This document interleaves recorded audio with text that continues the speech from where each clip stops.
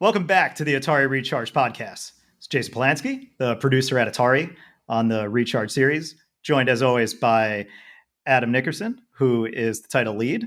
Now we are joined by our guest, Vaidas Okunis. Woo! You made it. Yeah. Yes. He actually not currently on the Recharge series, but was the designer, largely focused on the balancing and challenge creations, which were made specifically for these titles. So I'll be looking forward to diving into that. Vitus, where are you currently located now? Currently, I'm in Finland. Wonderful. Right next to Helsinki. I don't know if you can say. Can you say where you are? Yeah, I can. Sure, no problem. Where are you at now? Currently in Finland, in the company Remedies office. Awesome. Very cool. Big fans of Remedy. At least I am. I shouldn't speak for Adam, but huge Alan Wake fan.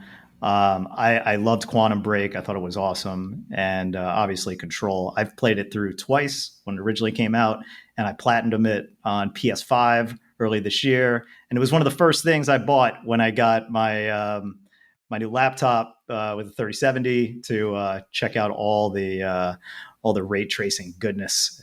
It's awesome. I really love it. So awesome. Congrats on the gig, and wishing you all the best. And goodbye. No, just kidding. We're just getting started here. So yeah, we're gonna dive into it. Before we get started, just the usual housekeeping. You can find me at Twitter at Jason Doom. You can find Adam on Twitter at the Adam Vision. And Vitus doesn't want to be found, but find him on LinkedIn if you could figure out how to spell his name, and he may accept that request. And also, we are recording this on Wednesday, September 22nd. It will be out on Friday, the 24th. But a week from the time we are recording, Centipede Recharged will be out. On what platforms, you ask? Well, glad you asked the question, because it will be on the Atari VCS, on PC via Epic and Steam, on the Nintendo Switch, PS4, PS5, Xbox One, Xbox Series X and S. Oh my God. Platforms. It's crazy. That's wild. It's going to be on all those things. So you, listening right now, can probably get the game. And in most of those places, you can already pre-order it or wishlist it. Yes, even you, Adam, that's right. Wow. Yeah, sounds like a porting nightmare. Port to all those platforms. All the bugs. My God. Well, when you're talking about Centipede, there's always a lot of bugs. Am I right? Come on. Oh yeah. Yeah, you're welcome. Before we get into talking some details, let's talk about a little bit of feedback from the last episode. I made a call for some reviews on iTunes. That really helps with our rankings and visibility. So I encourage anybody who is on iPhone or iPad and has the podcast app to go over there and give us a rating, 5 stars preferably. But if not, just be honest. We'll take the feedback to heart. Good news. We got 3 reviews, all 5 stars. People love us. I just want to read one here from Will JH83, who says, "Big thanks." And he puts 4 exclamation points. I wanted to say how much I love these episodes. I actually said how much I loves these episodes, but we'll let it slide. Please keep up the good work. We'll do. Well, we'll try at least. I think they're talking about me mostly, though. It's possible. I think so.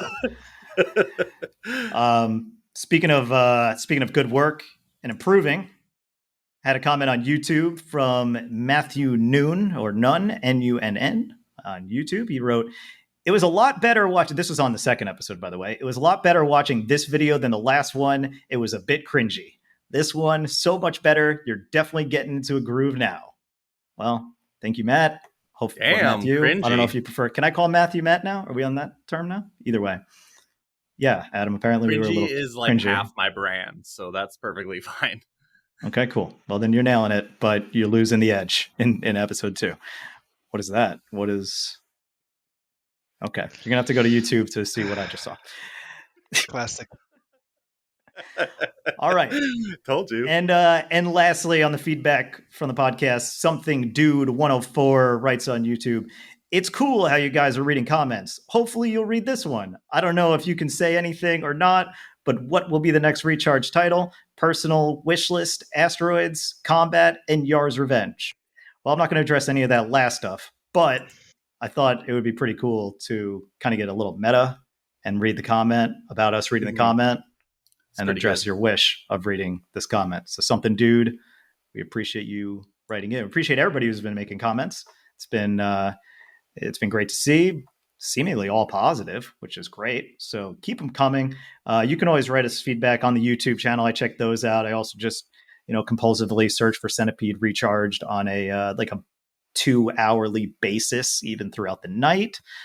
And I don't sweat any negative feedback whatsoever. Not at all. Sounds like you're obsessed with Centipede. I might be. I turned on the Xbox version yesterday, and I was just like, let me just pick this up, check it out, make sure everything's looking good. And 45 minutes later, I'm like, I was supposed to play Deathloop tonight, and I just kept playing Centipede. So that'll happen. There you go. But enough about all that. Vitus is here, and typically we'd start this and we'd learn a little bit about Vitus. I actually know Vitus. We've worked together for years on various other projects. And I even met him in person when I took the trip out to Lithuania, and I learned about Vitus. And we're going to get into that stuff later after the break. But so to start, we're going to talk about the levels of Centipede Recharge. Now, before I give the floor to Vitus to start talking, because he hasn't really said much of anything, which is fine. One of the biggest changes that we've made to the Recharge game since Missile Command was we really wanted to blow it out. We wanted to add more content. So in addition to having the arcade mode and adding a whole lot more visual effects and having the original soundtrack by Megan, we also wanted to add like a campaign of sorts. And that's what you get with the challenges. And they are a series of closed loop challenges. I mean, I guess closed loop objectives. They're not endless. There's a finite end. You will see a completion screen at the end of each one of them, assuming you're good enough. So with that groundwork laid out, Vitus, why don't you give us a little bit of information? What was your thought process in approaching the challenges? Because you were given the mission. Yeah. How did you go about executing? Well, for example, I can tell how we changed the direction of the challenges. Because on the very first idea was to create 10 different challenges that you would need to come up with very specific, really high level strategies to beat them. So basically, you would need to exploit the game like a lot in order to beat one challenge or another, and each challenge would be based on some kind of high level strategy or exploit. It was cool, but 10 levels is not a lot of content. So that's why we changed the concept a little bit and expanded by a lot. And now we have, I think, 30 challenges. That's right. Yeah. We have 30 challenges, and we made most of them a lot more approachable to casual players. So the first couple of challenges should be no problem pretty much to anyone, but the later ones might be a bit more tricky, and in some of them you would really need to think about the strategy, like how I should beat this one. Yeah. Well, let's also make it very clear when Vitus speaks about approachable to everyone. Vitus also, let's say, when we play these levels, makes me want to smash my head through a wall sometimes, because Vitus creates a level that he's like, "Oh, this is easy." And then I play that level, or Jason plays that level, for 45 minutes not being able to beat it. And we're like, Vitus, not everyone is like a pro like you. We need... Yeah, and that's why I moved those levels to the very end. Yeah, the first couple of levels are pretty much tutorials. So you would learn mechanics and stuff like that, I hope. Yeah. I think that's one of the more interesting things about the challenges is the game is so simple in how you pick up and play. You move, you shoot.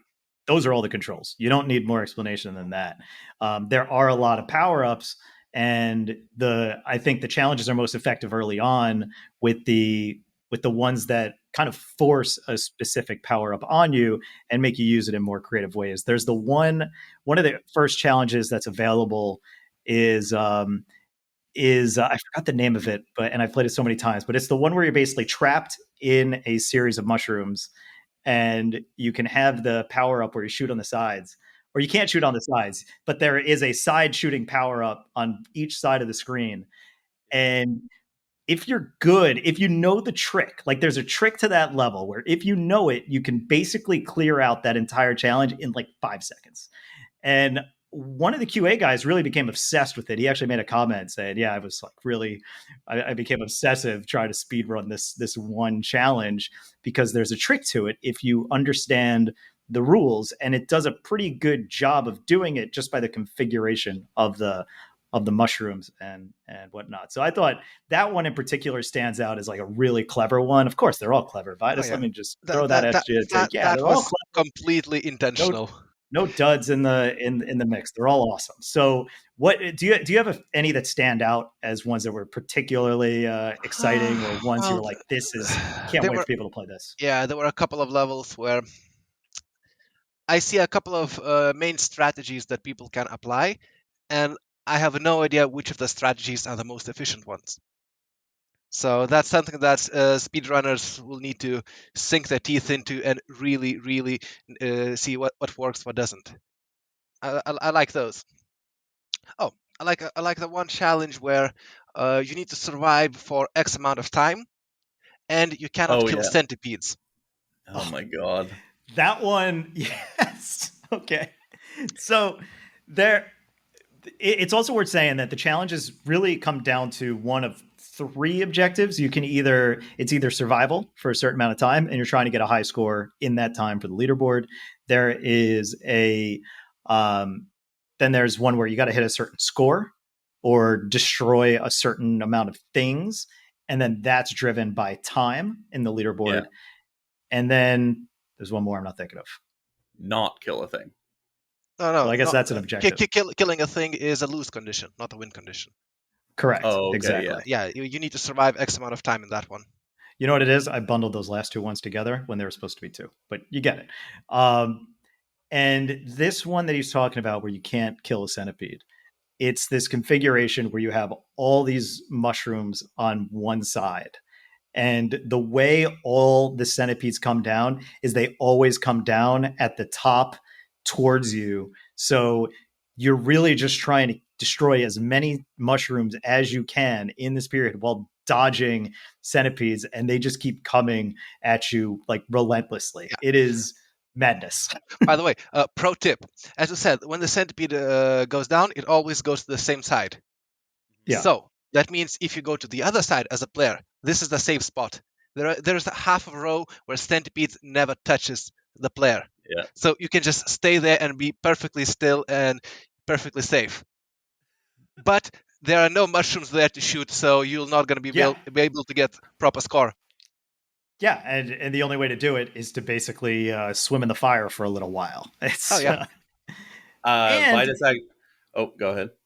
Oh, I was just going to say, and it lasts long enough, like the timer is maniacal enough where they do have enough time to come up towards you as well. So if you're not familiar with Centipede, well, you're in for a treat. But basically the centipedes will go all the way down, and then if they hit the bottom, they don't just disappear. No, they start zigzagging back up. And that's where it gets even more hectic. So go ahead, Adam. That is why in that level you actually have 2 pickups. Both of them slows down the enemies. Right, so it's all about choosing the right moment. When do you want to slow them down? Maybe when they're going up, or maybe before that. Right. So because Vitus is such a sicko, Vitus got in my head, and one of the levels that I designed was based on a mechanic that Vitus introduced me to that I wasn't aware we could do. I didn't know it worked this way, but basically it's a survival level where it's constantly raining fleas in the vein of like think like the Matrix with the ones and zeros going down. It's just constantly raining fleas, and you must survive a certain amount of time. But there's tons of centipedes coming into the level, and you cannot kill a flea. Ooh. So it becomes all about avoidance and survival as opposed to actually shooting them, which is really what is interesting about how Vitus introduced some of these mechanics. Was just like, oh, it's not, you don't just shoot in this game. There are strategies derived from the original that weren't necessarily on paper, but Vitus very quickly identified like, oh, there's external strategies to be had. And that's how I'm assuming Vitus came up with even more that allowed us to have a lot more variation. Oh yeah. When I started researching the game, I started with exploits and high-level strategies that people use to get the maximum amount of points. So, and I based some of the initial challenges on those specific strategies. It's awesome. It's really By the cool. way, the level that you mentioned previously, the one with the fleas raining down, the Yeah. fleas is not a problem. Yeah. Player might think it's a problem. It's not a problem. The problem is the fleas are leaving mushrooms behind. Yeah. So the play area becomes really crowded and you have nowhere to go. So fleas is just a distraction. The key thing is clearing the area so you would be able to properly move. It's a nightmare. The what you meant to say was not that fleas aren't the problem. What you meant to say was there's an additional problem to the fleas. Nah, fleas are just a distraction. If you say so, until they hit you and end your game because you thought you were dodging them, but you didn't. Because you were like, I think I get that power up before this flea hits me. And then you were wrong. You were dead wrong. Yeah. But man, yeah, the levels are really cool. Anything else you want to talk about as far as the game goes, experience working on the game, anything you want to touch about, anything that excites you the most about the game? Because this is the last podcast that's coming out before people are actually going to play the game. Yeah, it's really cool. It's exciting. So it was an interesting challenge to try to modernize the classical game because we saw that as as a possibility to add something new. The question is what we should add. It's like the first idea was, okay, let's add some more different enemy types. But when I start thinking about it, we don't need any more enemy types. The current 4 enemy types that we have completely cover all the bases. Yeah, it's enough. It's enough to handle all in one go. Yeah. And personally, one of the challenges I had was, will I have enough mechanics to create interesting and unique challenges? Because I don't want to create identical challenge like it was before, just more score. Like you need to survive 50 seconds instead of the 35. That's boring. I want to make them unique. So the question is, do I have enough mechanical depth to create that variation? Strange part is, yeah, there's enough. Yeah. Absolutely. And just playing around with configuration, because there is one thing that we didn't touch on, is that the challenges have one thing that the arcade mode doesn't have, and that's rocks, which are the only indestructible object in the game. So just playing around with that and the configuration and how that'll manipulate things in the game really can change up everything and completely alter a strategy. That makes me think of a specific challenge that really stood out as like unique. And this was the using the mirror shot, which is the power up where when you get this power up, you a second version of you appears at the top of the screen and is shooting down at the same time. So there's a line of rocks at the top of your zone where you can go. So the only way you can shoot things on the other side of that line of rocks is to have a mirror power up. So you have to wait each time for the mirror power ups to appear while you manage your area and then use that opportunity to destroy the mushrooms in the other area. Well, there's a pro strategy in that one, actually. Oh, God. Yeah. When destroying pro strategy, take note. Yeah. Here we go. When destroying centipedes, you need to position the mushrooms in a way so the mushrooms, so the centipedes would go down really quickly. That way, they will cross the barrier, and you'll be able to shoot it from 2 sides at the same time. Yeah. No, that's a good idea. Huh. Cool. Really hard to execute, but when you do, you can really, really kill them fast. Good stuff. Very nice. Good stuff. Well, that's it's really good stuff. I look forward to hearing the feedback on all the challenges. There's a lot of cool ones in there. I mean, I didn't even mention the ways to use the rock to like just exploit that for rapid fire. It's just like that's a game changer with certain with certain power ups. So yeah, a lot of cool stuff in there. So we're gonna take our a quick commercial break now, and when we're back, we're gonna learn a bit about Vitus. And I'm gonna tease you and say it's a trip worth taking. So we'll see you on the other side.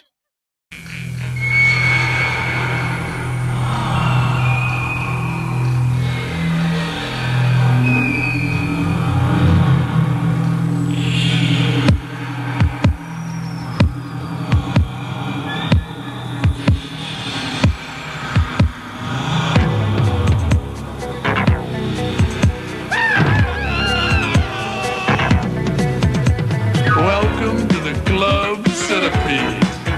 Tommy P and his leg quartet. Come on down, come on down. Come on down, everybody. We got more feet than you can count. We pick them up and we put them down.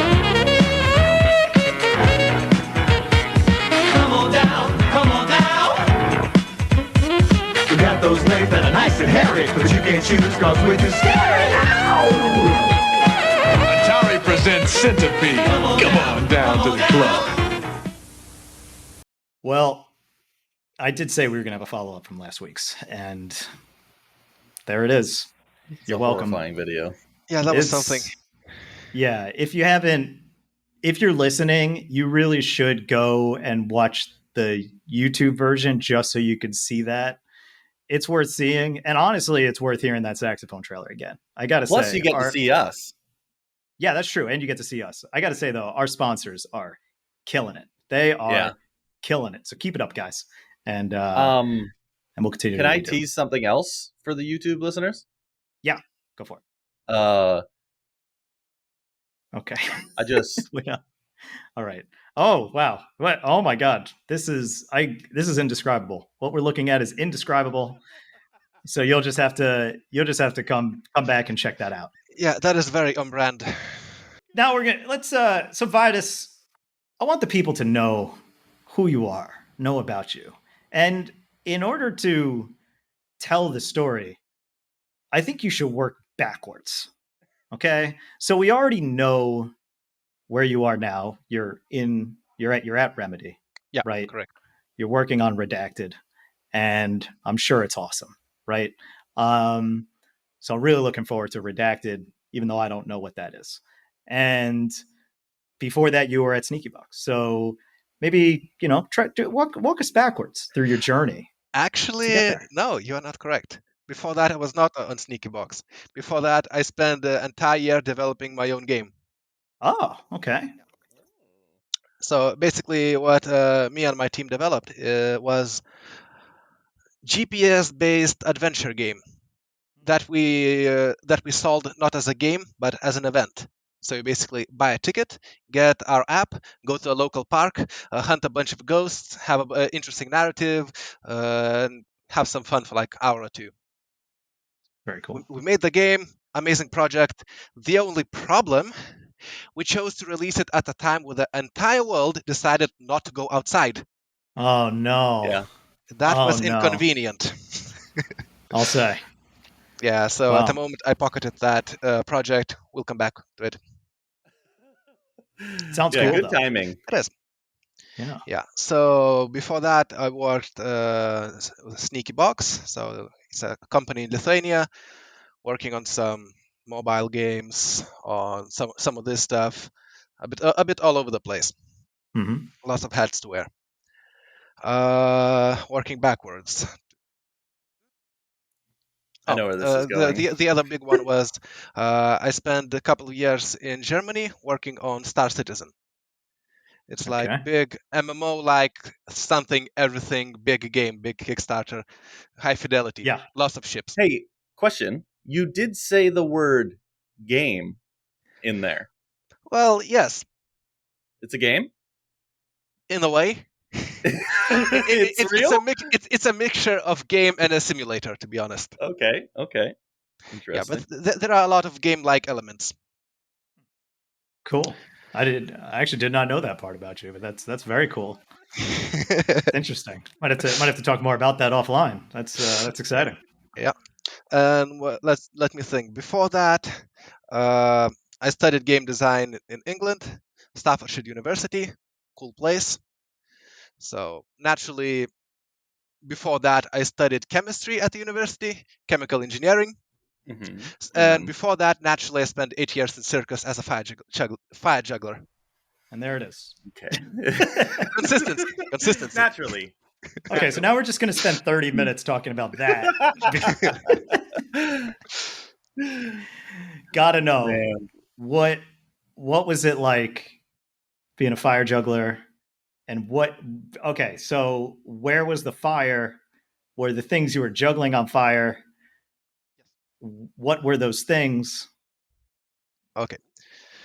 So I usually specialized in two types of instruments, tools. The first one is a fire staff.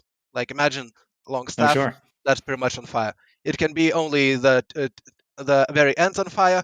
In some cases, it's possible to do that pretty much the entire staff is on fire. That looks kind of cool. Whoa.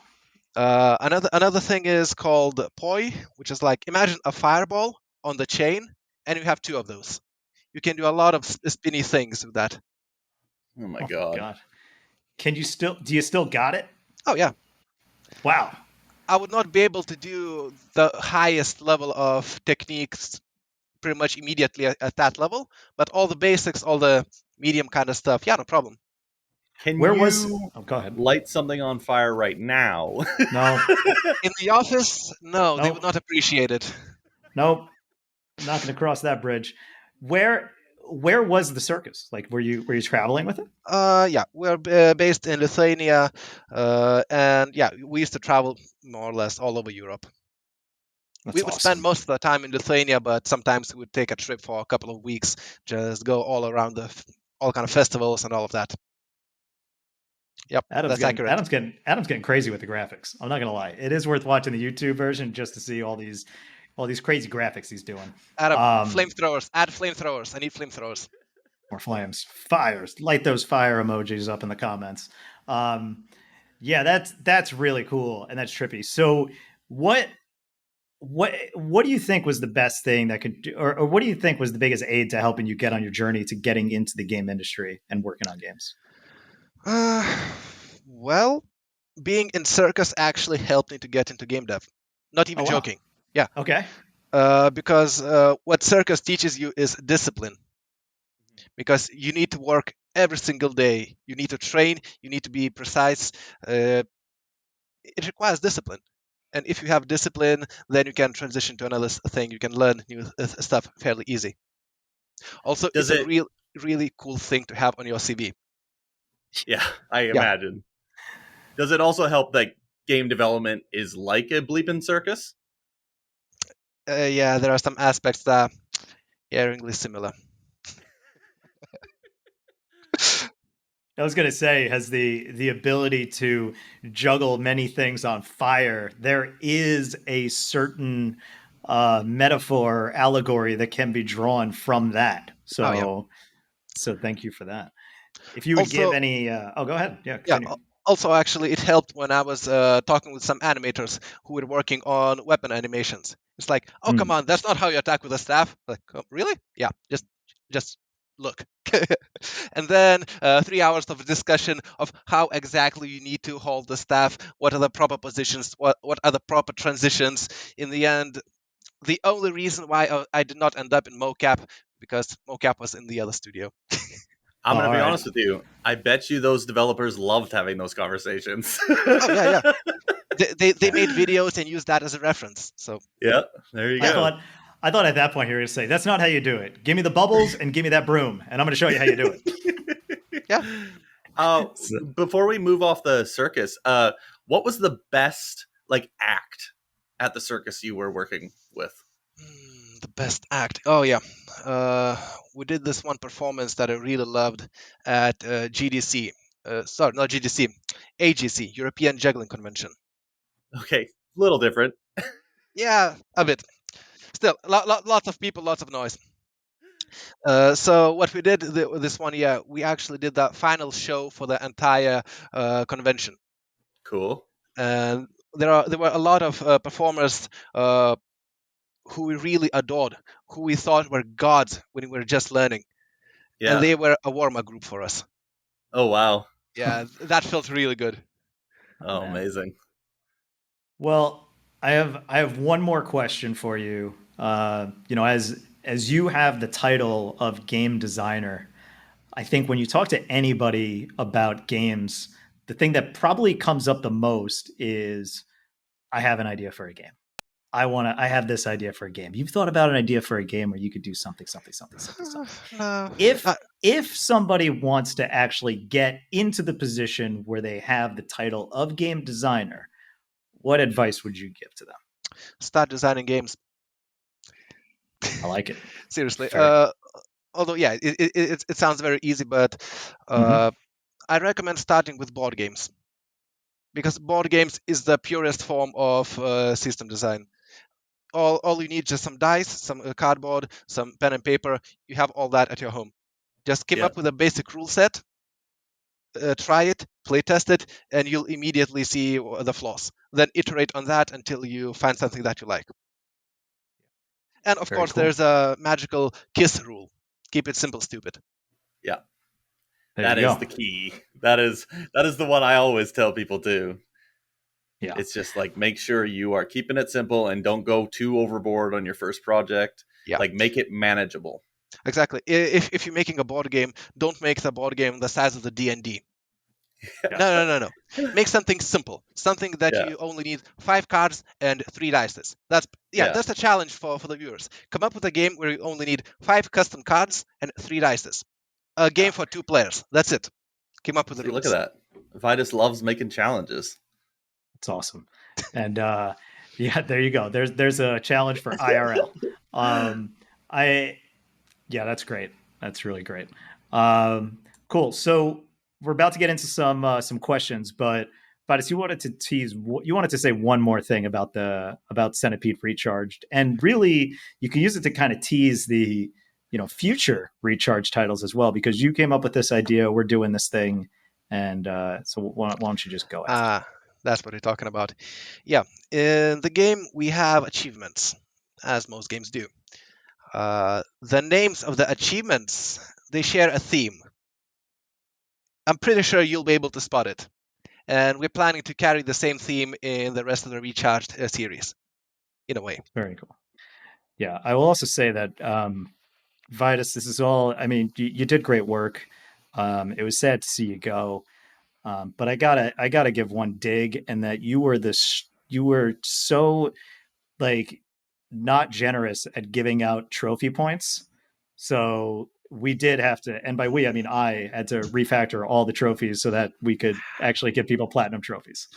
I was just like one of those. Let me be clear, like, as I was actually looking through them today for one of them, and it was like, it was getting a high score. It was like getting a crazy high score, and it was bronze trophy. It's like, what? That was masochistic. If Vitus had his way, it's like stand on one foot for 17 years to get $40. Cool, pure profit. Pure profit. Yeah, but otherwise it was awesome. So we're getting close to the end here. Got some questions. So I think one of these we could handle probably collectively. This one comes from Twitter, Michael King at Big Forearms. Amazing Twitter handle. Gotta love that one. Here's what he said. Are there any similarities between Centipede Recharge and the D&B Centipede? Now, I don't know if they have Dave and Buster's up in Canada or in Europe anywhere, but he's talking about Centipede Chaos, which is the arcade game. I think the biggest thrill is being able to play co-op with up to 3 to 4 people. Hope if this isn't in the new game, maybe it can be added in the future update. Can't wait to purchase. Well, happy to have your purchase, Michael, but I did want to just get ahead of it and say that while we don't support 3 to 4 co-op, we do support 2-player local co-op that will be in the game. It's available for the arcade mode and all the challenges. And that was basically something we decided up front, based on what we wanted to do. For every additional player that you have, there's an additional layer of balancing. And at this point, with the scope we had, we primarily focused on that 1 to 2 player experience, because we also needed to balance that to make sure that the leaderboards are competitive and fair. So you guys want to add anything else to that? No, just it's a blast to play co-op too. Just because if you feel like it's too difficult for you, bringing a friend in actually feels like you're working together and doing better together. It feels good. And then I'll say that the other big difference is that that title also had boss fights in the game, and it was really based around this arcade formula of putting in quarters, having those choke points. Not knocking that against the game at all, but it was like pure arcade experience. And we don't have the boss fights, but we did definitely ramp up and make the most of the 4 enemies, trying to really capture the essence of Centipede in the purest form, and putting our recharge flair on it. Yeah, I think the closest thing to the boss that we have is a centipede, which is 100 pieces long. Yeah, that thing's awesome. When I saw that thing, I loved it. So very cool. And then the last question we got. This is from YouTube from Sergeant Bilby. Okay, he says this. Gets interesting. Hi, I pre-ordered the game via eShop a week ago, 9/13/2021. -9/19/2021. I don't really know what that means, but he says it's for historical purposes. There you go. I had a blast with Missile Command Recharged. That feels good. I have a couple questions. You actually have 3, so we'll just go through them all here. 1, for Adam. You happen to change your company's name from Nickervision to Adamvision because it sounded like a certain ethnic slur. Is that the reason? For Atari as a whole, 2 questions actually. 1, is Asteroids Recharged in the cards? 2, will you convince Lamasoft to bring Tempest 4000 to the Nintendo Switch? Well, Sergeant Billy, thanks for the question, and really happy that you're going to be jumping into Centipede. Looking forward to hearing what you have to say about it. Hopefully you love it as much as we do. I can't answer any of those questions. Let me be clear. I am not in a position where I could answer any of those questions. But what I can say is that the answer to all of those questions is the same. So take that as you will. As always, we end the show with a little bit about ourselves, a little insight into what defines us as gamers. So what are we currently playing at this point? Now, Vitus, I did not prepare you for this at all, but I will start with Adam. Adam, what are you playing? Oh, I'm excited to talk about this game. Oh, I know exactly where you're going with this. I have been playing Gas Station Simulator. And let me tell you, Gas Station Simulator is so awesome.